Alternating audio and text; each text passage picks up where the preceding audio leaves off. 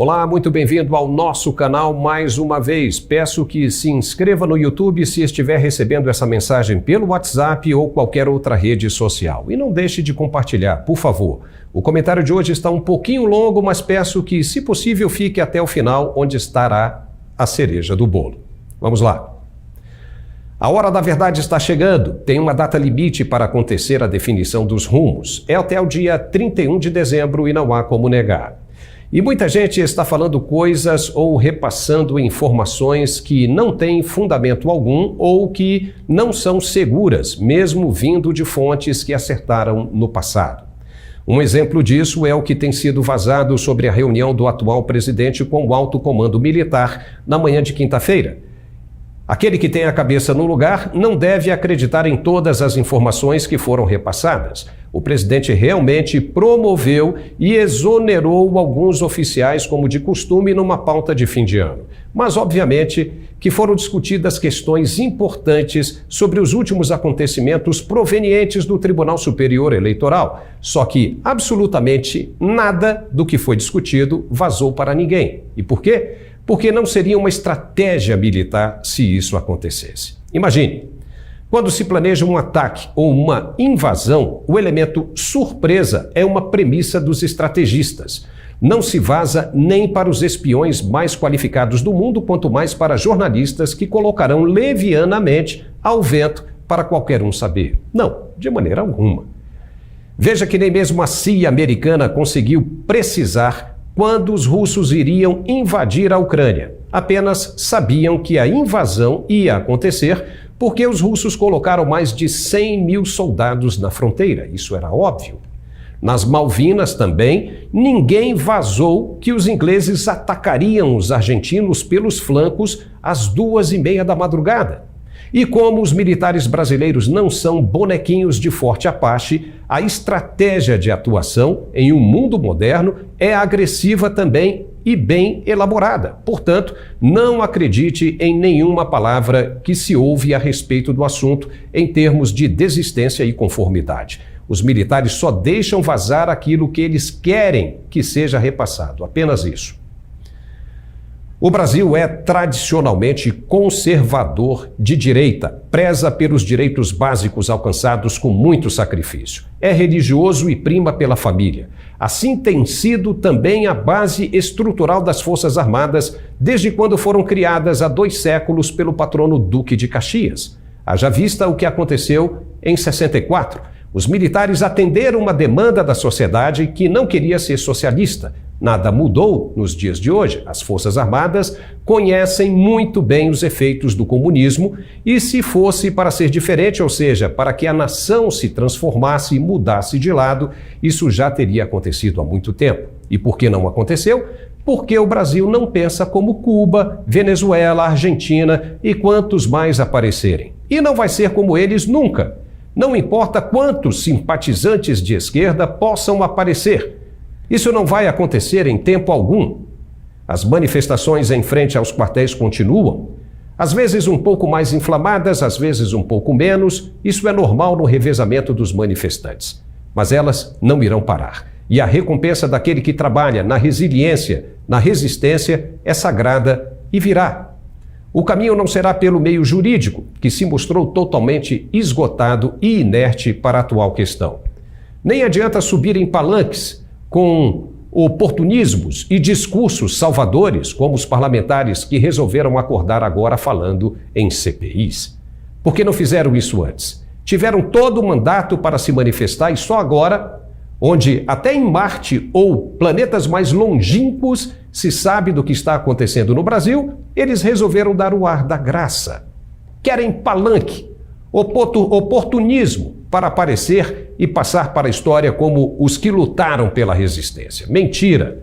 O que pode dar uma CPI dos deputados se quem decide é o Senado?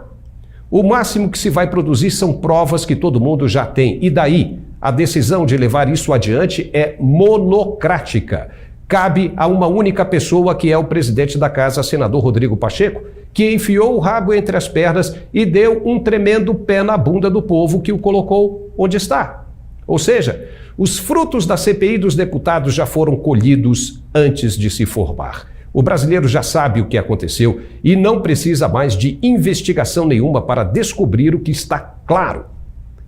Não vai dar em nada, apenas espaço na mídia para parlamentares que demoraram a agir. E, de novo, por que não fizeram isso antes? No Senado, a mesma coisa. Um bando de bundões, com raríssimas exceções, que resolveu criar uma audiência pública. E para quê?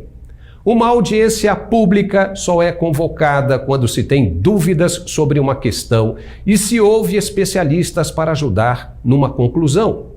Vai se ouvir especialistas para saber o que fazer com o judiciário que está atropelando a Constituição? Oh, faça-me um favor, pare com isso. São mais de 60 pedidos de impeachment parados sobre a mesa do presidente Rodrigo Pacheco.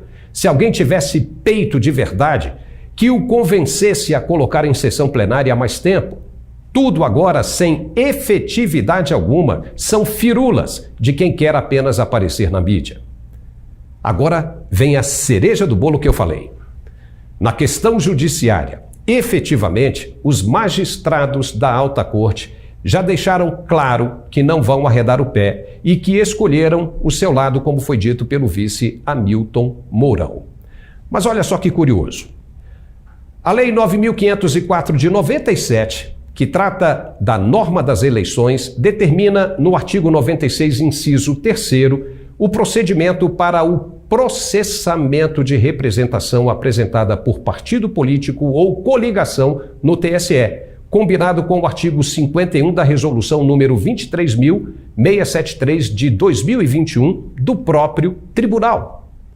Agora preste atenção que vamos tentar explicar da melhor maneira possível. Para não cumprir essa norma e fugir dos trâmites da representação do PL, possivelmente alguém teria alterado a classe processual referente à representação do PL para a classe processual petição civil, que não foi e que não possui procedimento próprio na esfera judicial. Foi o que resultou na brecha para que o ministro-presidente pudesse indeferir o processo, arbitrando o valor para a causa e condenando a ação em litigância de má-fé. Talvez o ministro não soubesse disso, e seria bom que alguém o alertasse para o que possivelmente aconteceu. Vamos ver se deu para entender. Uma representação possui a classe processual 11.541, e essa do PL teria sido supostamente alterada dentro do próprio tribunal, não se sabe por quem e nem por quê, para petição civil, que possui uma classe processual diferente de número 241. Essa última é utilizada apenas para os casos de ausência de procedimento próprio na esfera judicial. Ora, havendo mesmo essa manobra de alteração da classe processual, se é que houve mesmo, de representação para petição civil, o tribunal teria fugido do procedimento determinado na Lei das Eleições e do artigo 51 da resolução do próprio TSE, que diz o seguinte, preste bem atenção, as entidades fiscalizadoras poderão sim solicitar verificação extraordinária após o pleito, exigindo apenas que sejam relatados fatos e apresentados indícios e circunstâncias que a justifiquem. É uma resolução do próprio TSE e foi exatamente o que o Partido Liberal fez. E tem mais uma coisinha. No próprio TSE, há precedente dispondo que o ajuizamento de ação de investigação judicial eleitoral, com base apenas em elementos indiciários, ou seja, indícios, ou prova pouco robusta, não basta por si só para condenação por litigância de má-fé e ou configuração do crime previsto no artigo 25 da Lei Complementar 64 de 1990, tendo em vista a necessária comprovação da intenção de alterar a verdade dos fatos, da deslealdade e do abuso de direito.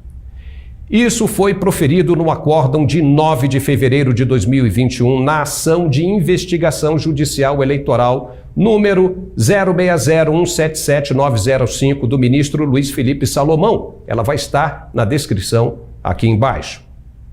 Veja bem, Nós estamos aqui para mostrar a verdade, apenas isso. Mas aí fica difícil. Mesmo mostrando as leis, não há argumentos jurídicos que convençam o próprio tribunal do contrário.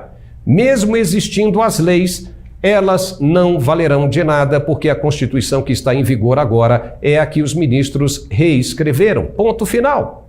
Por isso o ministro Barroso disse: perdeu, mané, não há mola. Não há como o cidadão comum, pelas vias legais, emendar esse rompimento das instituições que já aconteceu. Rompimento este que representa uma incerteza muito grande quanto ao que pode acontecer no futuro. Hoje, o que é um filhote de pitbull, preste bem atenção, amanhã pode se tornar um leão indomável. Por enquanto é só, pessoal, mas estaremos por aqui sempre de olhos bem abertos nos fatos para informarmos da melhor maneira possível. Se inscreva em nosso canal, por favor, no YouTube e não deixe de compartilhar. Um forte abraço e até a próxima.